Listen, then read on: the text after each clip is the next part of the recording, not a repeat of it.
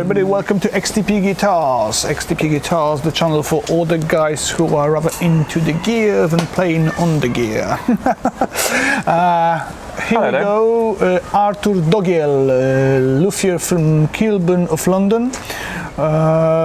You may know him already. He was on a few shows in England sometime. This is your new baby. The first Witch ever. After 2 prototypes, you made the ultimate guitar of yourself. Could you call it like that? Is it the ultimate guitar of Dogiel guitars? Is it the best of the best? Well, I would hope that is a first of best of the best. But no, yeah, it is definitely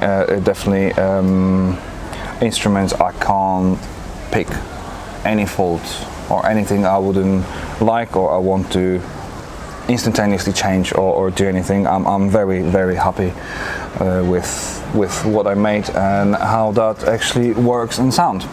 What is it made of? So we've got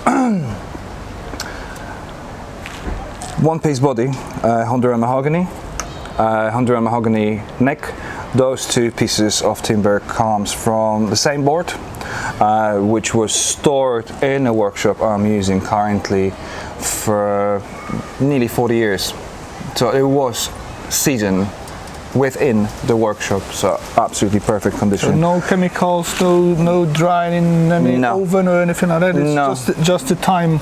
Just the time. So by then it is reasonably light, because as you know, the previous models had the chambering, and this one is not chambered, and is not too heavy. No, it's a very nice weight to this guitar. On the top we've got Claro walnut. The fretboard is ebony. Got ebony veneer on the headstock. I've got Jescar Evo Gold frets. Hannes Scheller bridge, locking M6 Scheller machine heads, CTS pods, switchgraph, switch, socket, amdusias devices pickups, and amdusias devices, custom made pickups, especially for this guitar. So we've got P90 on the bridge, and we've got hybrid technology humbucker pickup. What that means, you've got 2 sides wounded with 2 different wire gauge. Okay. The north side is wired with the thinner. The south side is wired with the thicker one. What that does, you can put more coils obviously with the thinner, and also you can keep the kind of balance in terms of the weight and the mass of the copper on those 2 poles. So overall that gives you 15.3 if I remember as a humbucker. If you split the coil you will have 8.3, 8.7 on a single coil. Is there a coil split here? Yeah. Oh, fucking hell. I didn't know that. So on the test you won't hear it. Ah, okay. I thought you know that. Yeah. And yeah, that's what it is.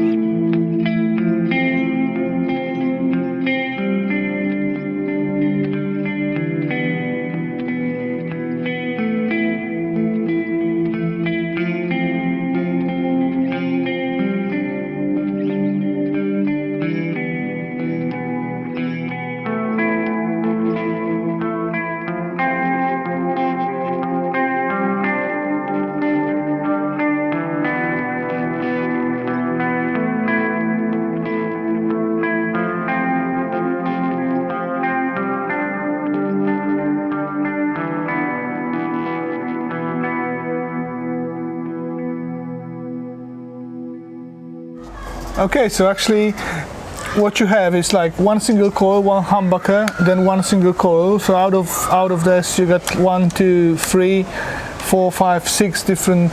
No. You've got on a neck position. You've got just a P90. One. On the middle, you can have 2, 3. 2 or 3. 3, and then you've got 4. So five different pickup configuration. Yeah. 1, 2, 3, 4, 5. So it's very like, you know. Well, if you count it that way, yes. Yeah, you can make many sounds. Very powerful pickup in the bridge position. Then quite fat and, you know, old schoolish pickup here. Then you can make it like still sound strong, but in a different way than there. On a split coil, when you put the split, and if you use them both which is on a middle position, it's got really kind of almost like a telly.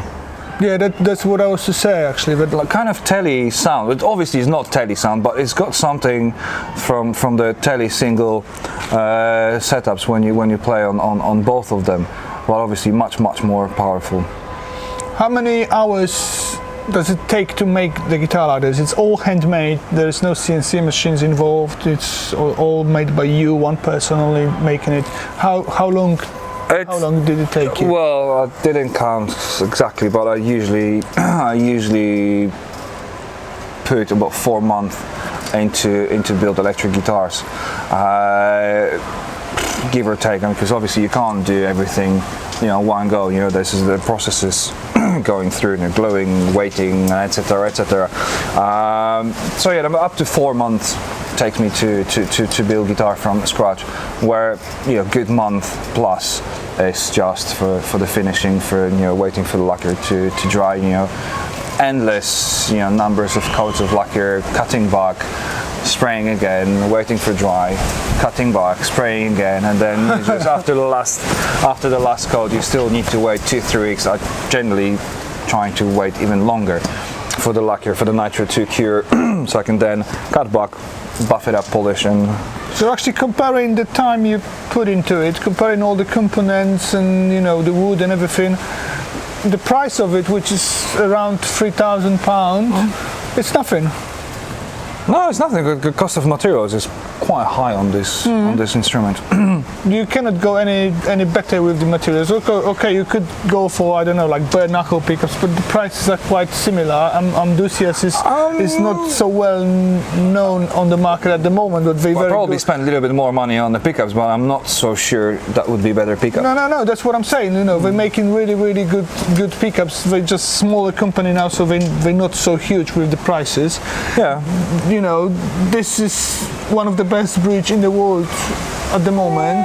It's alright. I mean, they're much better, but obviously much more expensive. You know, what was the Futon, yeah. I mean, but they are made of titanium or something, yeah. Yeah, but you can go, you know, better, you know, more expensive. My question is, why did you choose? Because this guitar resembles lots from Gibson guitars. You are fascinated by ES355, Trini Lopez. You like all that kind of guitar. In the shape of it, you can see some way, let's say Gibson Junior, let's say maybe even SG in a way. You know, you can see resemblance of. It's got little bit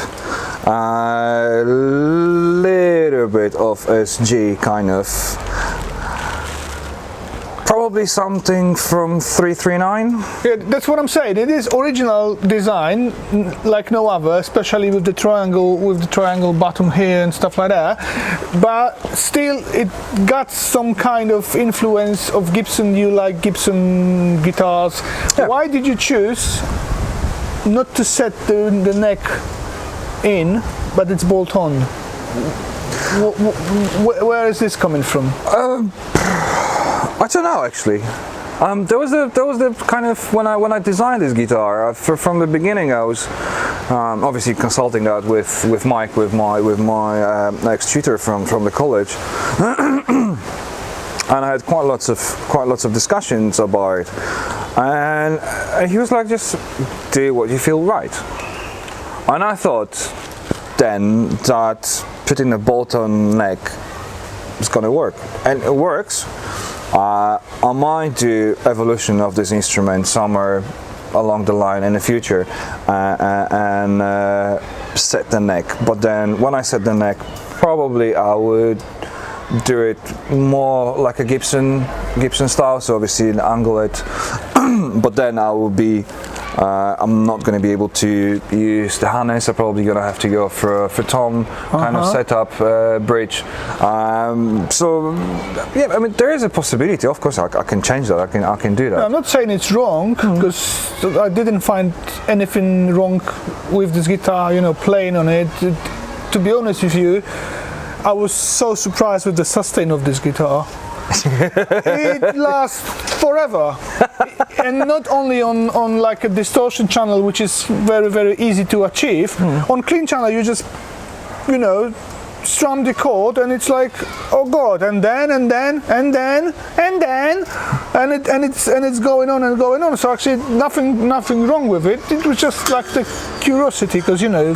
Well, there's lots of materials you can see online. There are guys who've done the testing and started with one single piece. They chop it off, they glue that piece back, they screw that piece back. You know, they use the same pickup, same bridge.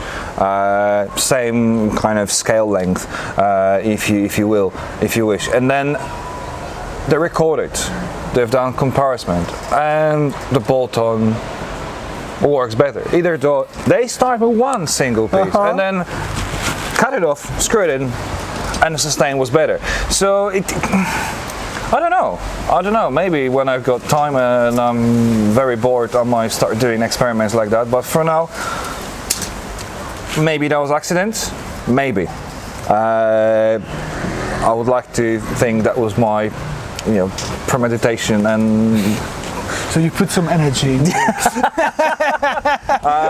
No, I mean it works, and I'm very happy with it. If I had any problem with it, or I wouldn't be happy, then probably I would start thinking of different ways to do the, you know, connection between neck and the body. But otherwise, I'm happy to doing the way I'm doing. Okay, let's see how this guitar plays. First, you will have our friend from Irish band Summerkind, Michał Kulbaka. Michał Kulbaka, Polish player, guitar player, who is in Irish rock music band. Very good player. He's using Kemper. Kemper is recorded like line into the camera. So no amplifiers. Then after that you will need to listen to me as well, which I apologize for straight away, especially after Michał. You know, I shouldn't be even bothered to put myself playing, but this is my channel, so I'm playing and get lost. Luckily I didn't play, so you lucky. Cheers guys. Cheers.